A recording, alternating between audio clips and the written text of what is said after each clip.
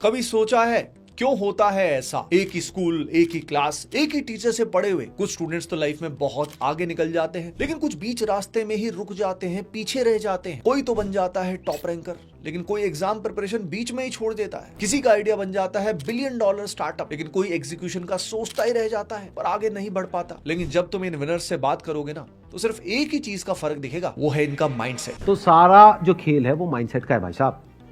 अगर किसी का माइंडसेट है ना कि मैं नहीं कर सकता, किसी का बाप भी उससे नहीं करवा सकता।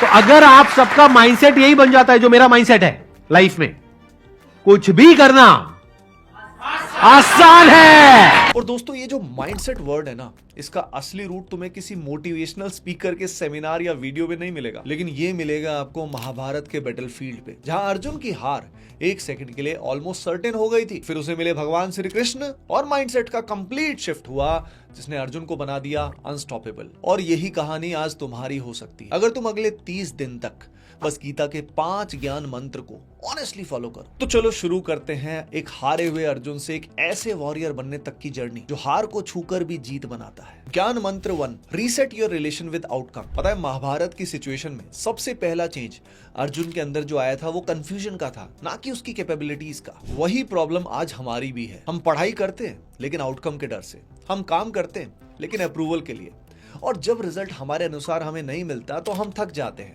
टूट जाते हैं। भगवत गीता में कहा गया है, कर्म करो, फल की चिंता मत करो। कर्मण्येवाधिकारस्ते मा फलेषु कदाचन मा कर्मफल हेतुर्भुर् मा ते संगोस्त्वकर्मणि। लेकिन इसका मतलब ये नहीं है कि रिजल्ट को बिल्कुल ही भूल जाओ। इसका असली मतलब है अपना फोकस शिफ्ट करो परफॉर्मेंस पे, प्रोसेस पे, ना कि प्रेशर पे। अब इमेजिन करो, अगर अगले 30 दिन तक सिर्फ इस बात पे तुम ध्यान देते हो कि मैं आज क्या बेस्ट कर सकता हूँ, ना कि मुझे IIT कैसे मिलेगा, एम्स कैसे मिलेगा, मेरा स्टार्टअप कैसे सक्सेसफुल होगा, ये सब सोचे बिना। और देखना, जब तुम इनपुट पे ऑब्सेस्ड हो जाओगे ना, तो आउटपुट अपने आप फॉलो करता है। धोनी भी तो हमेशा कहते हैं, trust the process and control the controllable. मैं इस बात में बिलीव करता हूं कि प्रोसेस ज्यादा इंपॉर्टेंट है, क्योंकि प्रोसेस की वजह से आपको रिजल्ट मिलता है।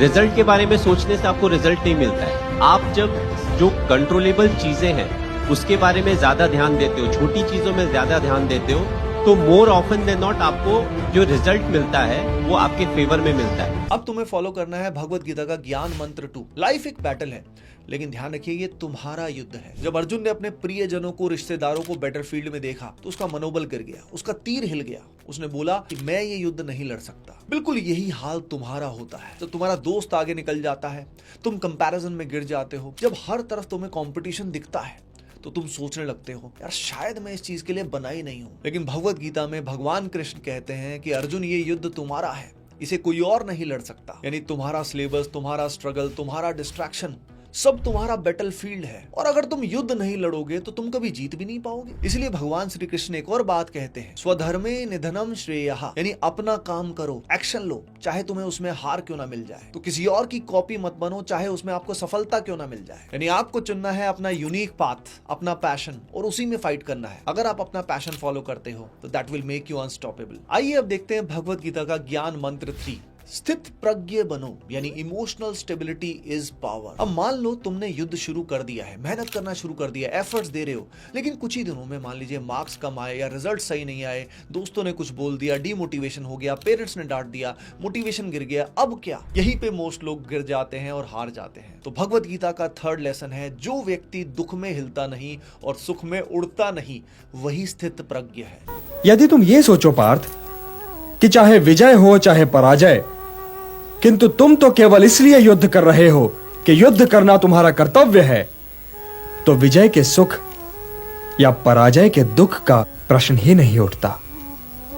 और जो न विजय से सुखी हो और न पराजय से दुखी, वही स्थित प्रज्ञ है। एक ऐसी स्टेट है जहां तुम एक्सटर्नल सिचुएशन पे अननेसेसरी रिएक्शन नहीं करते, यानी तुम स्टेबल रहते हो। अब इसी से तुम में कंसिस्टेंसी आती है, तभी आप बड़े बैटल्स जीत सकते हो, क्योंकि जब भी हमारा कोई बड़ा गोल है तो उसमें हार जीत बीच में बहुत सारी होती है। आइए अब देखते हैं इसको प्रैक्टिकली बिल्ड कैसे करते हैं। देखिए, इसमें मॉर्निंग का पावर रूटीन होना बहुत जरूरी है। आपको ब्रह्म मुहूर्त पे उठना है। ब्रह्म मुहूर्त के आसपास उठने के बाद फर्स्ट 1 आवर आपके लिए गेम चेंजिंग है। पहले 15 मिनट में आपको फ्रेशन अप होना है, ठंडे पानी से मुंह धोना है। उसके बाद 30 मिनट आपको एक्सरसाइज करनी है, योगा या सूर्य नमस्कार भी कर सकते हैं। पूरी बॉडी को एनर्जी से भर दो और फिर 15 से 20 मिनट आराम से नाम जप या मेडिटेशन करो, जिससे आपके माइंड में आएगी क्लैरिटी। ये 1 घंटा तुम्हारा इमोशनल आर्मर बन जाएगा और पूरे दिन के लिए आपको तैयार कर देगा, जहां तुम हर मॉर्निंग एक योगी की तरह तैयार होते हो दुनिया का सामना करने के लिए। आइए अब देखते हैं ज्ञान मंत्र 4, ब्रह्मचर्य यानी एनर्जी मैनेजमेंट इज एवरीथिंग। देखिए, अर्जुन के पास महाभारत में गांडीव धनुष था, लेकिन उसमें शक्ति तभी आई जब उसका फोकस कृष्ण पर गया। वैसे ही तुम्हारे पास टैलेंट है भी, लेकिन उसकी बैटरी अगर खाली है और ये बैटरी अगर ड्रेन हो रही है रील्स में, ओटीटी में, डोपामीन के चीप हिट्स से, तो आप आगे नहीं बढ़ पाओगे। तो ब्रह्मचर्य सिर्फ सेलिबेसी नहीं है, ये एक मेंटल क्लैरिटी का पाथ है और फिजिकल फिटनेस का भी पाथ है। जब तुम अपनी एनर्जी को प्रोटेक्ट करते हो तो तुम डिस्ट्रैक्शन से क्रिएशन की तरफ शिफ्ट हो जाते हो। तो आप सभी को ट्राई करना है एक 30 डे का ब्रह्मचर्य डिसिप्लिन चैलेंज। रात को सही समय पे 10 बजे आपको मैक्सिमम सो जाना है। सुबह ब्रह्म मुहूर्त के आसपास आपको उठना है। डोपामीन डिटॉक्स करना है, यानी फोन को सुबह 2 घंटे यूज नहीं करना है और रात को भी सोने से पहले 2 घंटे यूज नहीं करना है। डेली नाम जप भी करना है और भगवत गीता को भी रीड करना है। ट्रस्ट मी, तुम्हारी आंखों में एक अलग सी चमक आ जाएगी, वैसा ही ग्लो जो महर्षियों में होता है, क्योंकि उनकी एनर्जी स्कैटर्ड नहीं सेंटर्ड होती है। आइए अब देखते हैं ज्ञान मंत्र 5। देखिए, तुम ही हो अपने गाइड।